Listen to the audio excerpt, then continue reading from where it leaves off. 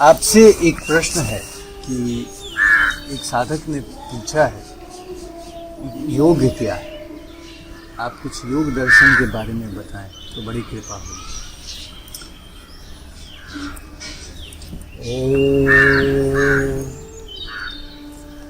योग साधारण भाषा में योग का मतलब होता है जोड़ना। ईश्वर को इस जीव से जोड़ना योग कहा जाता है। योग का साधारण परिभाषा है, लेकिन विशेष अर्थ में इसका और विश्लेषण किया जाए और व्याख्या किया जाए तो बहुत लंबी बातें हो जाएंगी और किताब एक पुस्तक बन जाए। खैर हम लोग संक्षेप में ही जा रहे हैं। योग पतंजलि ने लिखा है। महर्षि पतंजलि जो योग के व्याख्याता थे, योग के माने आधुनिक समाज में योग के सबसे बड़े गुरु थे कि योगस चित्त वृत्ति निरोध या चित्त वृत्ति निरोध योग, यानी चित्त वृत्तियों का निरोध ही योग है। अब मन बुद्धि चित्त, चित्त अंतिम अवस्था है आदमी की चेतना का, वो अंतिम अवस्था है। मन बुद्धि चित्त, पहले मन आता है, इंद्रियों से ऊपर मन है, मन के ऊपर बुद्धि है और बुद्धि से ऊपर है चित्त। वो भी चित्त, मन को कौन कहे, मन जब वही मन चित्त का स्वरूप धरता है, वही मन बुद्धि स्वरूप पकड़ लेता है। मन अलग नहीं है, मन एक स्थिति है, अवस्था है, वही बुद्धि का रूप पकड़ता है और वही चित्त की स्थिति में चला जाता है और पराकाष्ठा यही है उसकी चित्त की स्थिति में समा जाना। तो पतंजलि ने लिखा है कि योगस चित्त वृत्ति निरोध, यानी इन चित्त वृत्तियों का निरोध, चित्त बिल्कुल विशुद्ध होता है। सच्चिदानंद घन कहा जाता है परमेश्वर को, भगवान को। सत्य चित्त आनंद, सत्य चित्त आनंद, जिसका चित्त सत्य के स्वरूप को लेकर के आनंद में रहता है वही भगवान है और योग भगवान तक पहुंचाता है। तो भगवान के बारे में बिना जाने वो कौन मूर्ति है और कौन सत्ता है, बिना जाने हम योग को, चित्त को वहाँ तक नहीं पहुँचा सकते हैं। इसलिए चित्त को निर्मल और शुद्ध बना करके उसके बाद में चित्त को एकाग्र करके तब योग की साधना की जाती है। योग पतंजलि ने ही लिखा है। क्या पतंजलि से पहले योग नहीं? नहीं, योग था, वो तो कृष्ण भगवान के समय था। कृष्ण भगवान के समय था और उसके पहले शिव सबसे बड़े योग के गुरु हैं। शिव अधिष्ठाता हैं योग के। माँ पार्वती से उन्होंने संवाद के स्वरूप में योग का इस धरती पर अनावरण किया था। योग को विष्णु अपनाए, योग को इंद्र ने साधना किया, योग को शुक्राचार्य महर्षियों ने, वेद व्यास, वशिष्ठ, विश्वामित्र, शुक्राचार्य, बृहस्पति वगैरह ऋषि महर्षियों ने, और तो मैं बहुत लोगों का नाम नहीं जानता हूँ, अंगिरा वगैरह बहुत से ऋषि महर्षि हमारे हैं, हमारे प्राचीन काल के योग के जानकार थे। लेकिन पतंजलि कुछ नज़दीक हैं हम लोगों के युग से।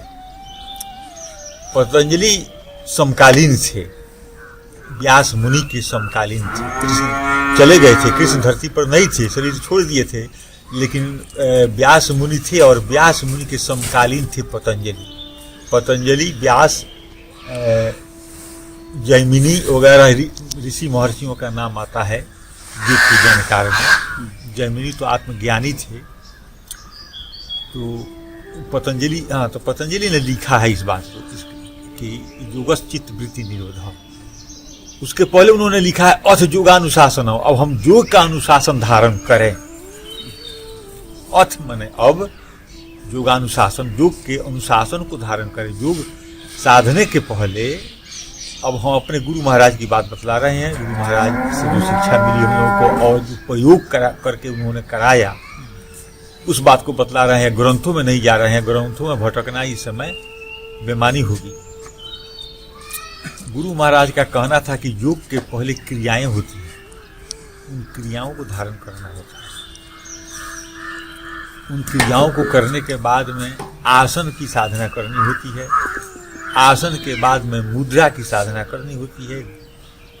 तो मुद्रा की साधना करते हैं, खेचरी मुद्रा, सांभवी मुद्रा, ये सब महामुद्रा, ऐसी ऐसी मुद्राएं हैं। आसन में आसन में आपको पद्मासन और सिद्धासन, सबसे महत्वपूर्ण सिद्धासन है।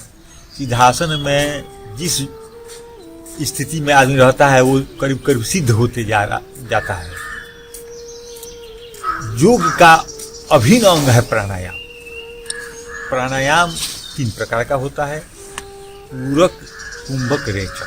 पूरक यानी श्वास खींचना, कुंभक यानी श्वास को इस भीतर अपने शरीर के अंदर मन में या मस्तिष्क में या पीठ में उसको धारण करना, उस वायु को धारण करना। आपकी स्थिति का पर निर्भर है कि आप कहाँ धारण करते हैं। पहले वो कुंडली चक्र के आसपास ही धारण किया जाता है, नाभि के पास में धारण किया जाता है, और श्वास को कुंभक में रख करके ऊपर की ओर खींचा जाता है, जिससे कि कुंडली चक्र ऊपर की ओर खुले। योग का वही उद्देश्य है, कुंडली को ऊपर चढ़ाना। अब कुंडली जब ऊपर चढ़ जाती है तो वो ब्रह्म से तो मुलाकात हो जाता है। अवस्था गुरु ही बतलाते हैं कि शिष्य किस स्थिति में है, उसका कुंडली चक्र कहाँ तक चढ़ा हुआ है। 7 भेदन है, जिसमें 7 भेदन में किस दरवाजे पर है, वो दूसरा पर है कि पहला पर है कि तीसरा पर है। लेकिन इतना बात सत्य है कि जैसे ही कुंडली ऊपर की ओर उठती है, उठना आरंभ ही करती है, तब तक वो जीव जो है सो अध्यात्म में डूबकर सराबोर हो जाता है, भक्ति को पा लेता है, ईश्वर को पा लेता है, क्या नहीं कर देता है। विज्ञान, ज्ञान, ये सारी बातें कुंडली चक्र में निहित रहती हैं, और सनई वो आगे योग के द्वारा, इसी कुंभक प्राणायाम के द्वारा।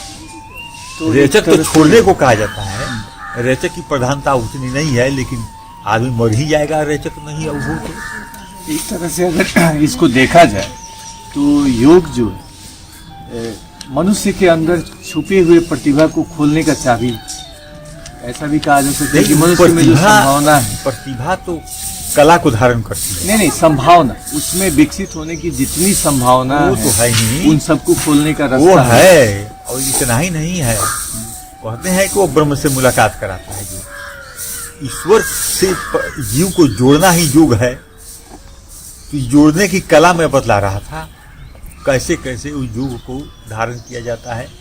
मुद्राएं हैं, उसके बाद प्राणायाम के बाद, मतलब अष्टांग योग में ये सब आता है। हाँ, मुद्रा नहीं, अष्टांग योग में मुद्रा नहीं आता है। मुद्रा जो है ध्यान की स्थिति समझिए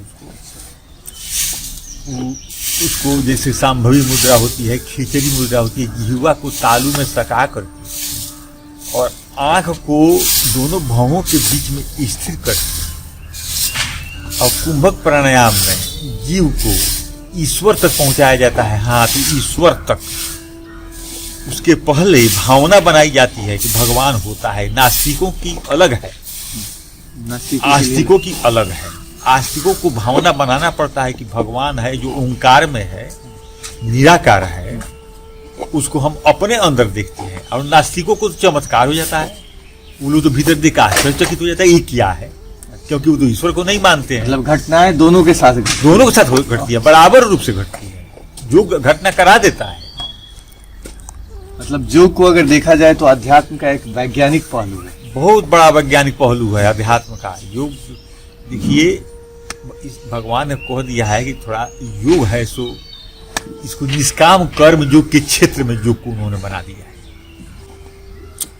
और भक्ति को उन्होंने दूसरा विकल्प दे दिया कि योग भी नहीं करे वो आदमी, भक्ति करे तो अपने आप कुंडली चक्र से उसकी जागृत हो जाती है। अपने आप भक्त की जैसे उसकी धारणा और उसका माने अवस्था, उसकी मूड, उसका जैसे चढ़ा भक्ति पर, चाहे जिसकी भक्ति करता हो, इसमें ये बात नहीं कृष्ण की भक्ति करे, शिव की भक्ति करे, राम की भक्ति करे, लेकिन वो भक्त आस्तिक ही होगा, नास्तिक तो होगा नहीं। और मैं पहले जो बताया था, ये नास्तिक आस्तिक दोनों कर सकते हैं।